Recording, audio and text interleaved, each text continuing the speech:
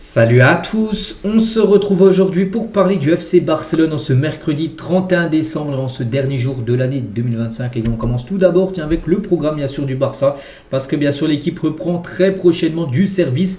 On est mercredi, prochain match les gars, le 3, donc c'est samedi, donc là samedi c'est dans 3 jours, donc c'est imminent. Ça sera le derby bien sûr face à l'Espagnol, on parle beaucoup de ce match là depuis pas mal de jours. Il approche ce match contre le voisin de l'Espagnol qui est actuellement 5ème de Liga, donc ça sera bien sûr un très gros match. Les deux équipes, l'Espagnol, Barcelone, Barça en plus reste sur 5 victoires d'affilée lors des 5 derniers matchs. Donc voilà, c'est vraiment un gros choc bien sûr pour le FC Barcelone. A noter que jeudi prochain, dans l'espace de 8 jours là, donc le Barça jouera 2 fois, donc là contre l'Espagnol, et jeudi, bon pas demain, le jeudi d'après, contre Bilbao en Super Coupe d'Espagne. Et concernant bien sûr cette rencontre, c'est une demi-finale bien sûr, donc Inaki Williams exprime son mécontentement face à l'organisation de la Super Coupe d'Espagne en Arabie Saoudite, donc lui il va affronter potentiellement le Barça jeudi prochain. Donc il a dit, pour moi jouer la Super Coupe d'Espagne en Arabie Saoudite c'est de la merde. Voilà en gros ce qu'il a pu dire.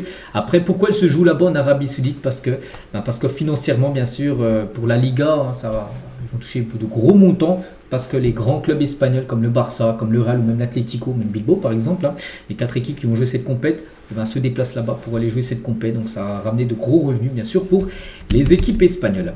On continue cette fois-ci avec la une aujourd'hui du journal Sport, et ça parle de Laporta, les 3 vœux de Laporta. Voilà, par rapport bien sûr à la nouvelle année, en plus une année importante pour lui bien évidemment, vu qu'il y aura les élections là normalement qui doivent se tenir, c'est pas encore officiel, je crois que ça doit se tenir au mois d'avril à peu près, les élections. Est-ce que ça sera encore lui le président du Barça ou une autre personne sera président du Barça, on verra. En tout cas, voilà, il a annoncé quelques vœux, bien sûr, là, par rapport à la nouvelle année qui arrive.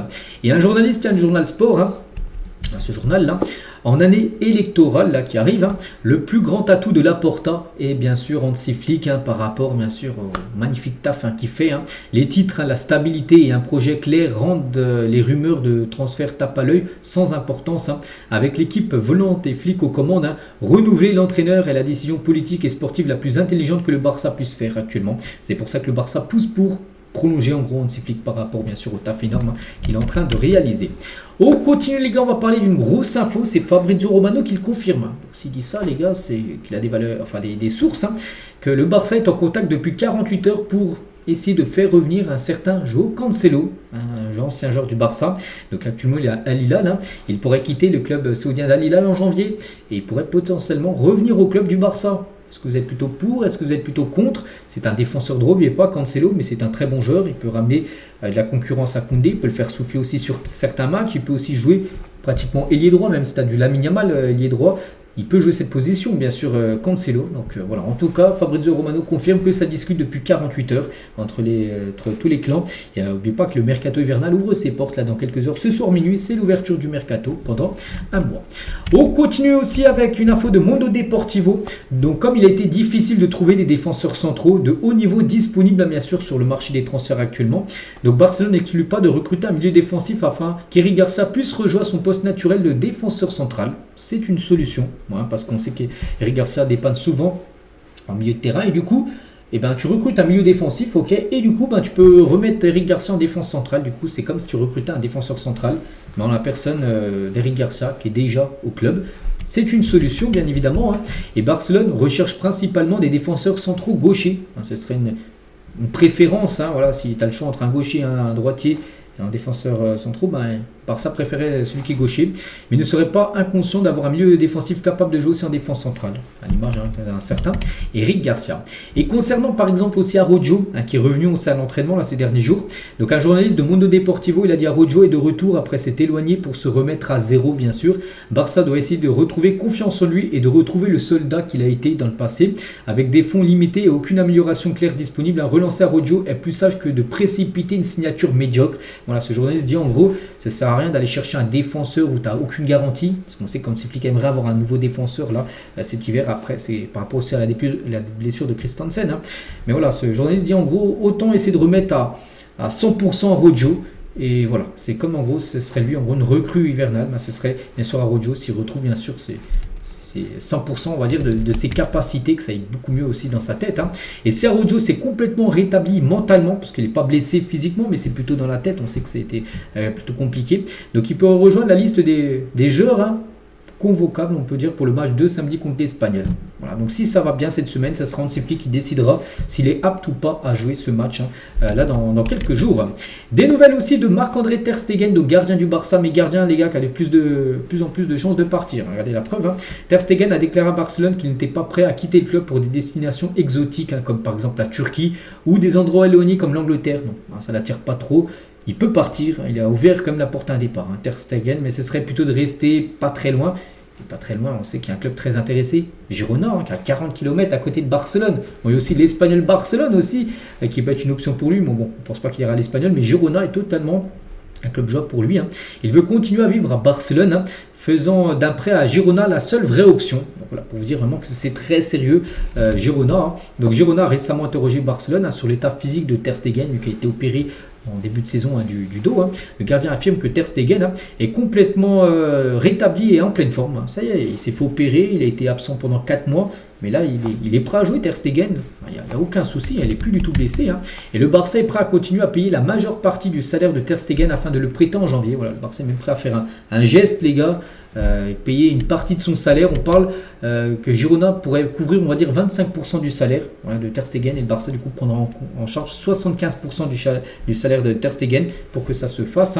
Le Barça considère l'opération positivement, tant sur le plan financier que sportif, parce que sportif, comme ça le joueur pourrait partir bien sûr, et aussi financier, parce qu'au lieu de payer 100% du salaire de Ter Stegen qui va pratiquement pas jouer cette saison, et ben voilà, tu économises quand même 25%, vu que ce serait Girona qui prendrait cette charge-là, de payer ce salaire-là.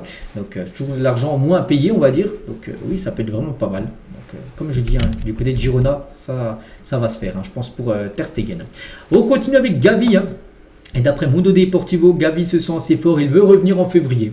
Voilà, de toute façon, c'est sa date de retour depuis 3-4 mois. On sait qu'il était blessé 5 mois en tout. Et sa date de retour, c'était mi-février. Ça n'a pas bougé, on en parlait déjà au mois d'octobre. Voilà, ça ne bouge pas au mois de février. Dans 1 mois et demi à peu près, ça sera le retour de Gavi. Le tableau de la Liga prend, sur les matchs joués, uniquement 2025 en championnat. Et le Barça, les gars, a joué 37 matchs, 96 points. C'est énorme, 10 points de plus que le Real Madrid, qui a pourtant joué un match de plus que le Barça. Voilà. Sur l'année, comme je le répète, 2025 en Liga, et voilà, ça ferait 96 points pour le Barça et 86 pour le Real Madrid. Et les chiffres de Barcelone aussi sur cette année 2025 en tout, c'est 169 buts en 60 matchs, bien sûr. Donc là, il y a eu 37 matchs, bien sûr, du Barça sur l'année 2025 en Liga, mais il y a eu aussi des autres compétitions, la Super Coupe, la Ligue des Champions, tout ça, la Coupe du Roi, donc ce qui monte le total à plus de 60 matchs joués. Donc 46 victoires en 60 matchs, 7 défaites en 60 matchs, 68%, on dire à 68, de possession moyenne de balles. Et à noter, le Barça a touché 36 fois la barre transversale. C'est énorme, imaginez, les barres transversales auraient été converties barre en 30, et tu rajoutes 36 buts en plus. Bon, déjà 169, c'est déjà énorme. On continue avec Jules Koundé. Donc lors de l'entraînement de reprise, c'était lundi où il était ouvert au public, bien sûr, il y avait pas mal de supporters, plus de 5500 supporters étaient là. Et Koundé restait plus de 30 minutes après la séance d'entraînement ouverte du Barça au stade Johan Cruyff, signant des autographes, prenant des photos, des selfies et distribuant des ballons aux supporters. Donc plus de 5500 supporters y ont assisté. Le défenseur a été le dernier joueur à quitter le terrain. Beaucoup échangé, des photos, tout ça pendant 30 minutes, pour donner du bonheur en gros aux nombreux supporters qui étaient présents. Et on finit les gars aujourd'hui avec ce jeune défenseur du Barça, donc il joue avec l'équipe réserve. On a déjà parlé quelques fois, je me souviens. Donc c'est Mbac. Donc l'avenir du défenseur central du Barça Athletic, donc l'équipe B, Mbac, sera décidé début janvier, dans les prochains jours. Il a reçu des offres de Bâle, Slavia Prague, Cadix et Malaga. Le Barça évaluera les options sportives et financières après les vacances. Voilà, donc là, très prochainement, le Barça décidera s'il faut le conserver ou le vendre tout simplement. Voilà, ce joueur ou le prêter, peu importe, mais son futur sera décidé. Parce que c'est un joueur, à l'époque, on parlait qu'il allait peut-être un jour jouer en équipe première. Pour l'instant, je sais même pas, je crois qu'il n'a jamais joué en équipe pro.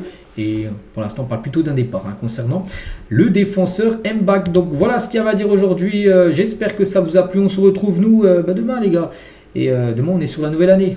Donc je vous souhaite bien sûr une très bonne fin d'année 2025. Et on se retrouve bien sûr l'année prochaine. Bonne journée à vous et à demain.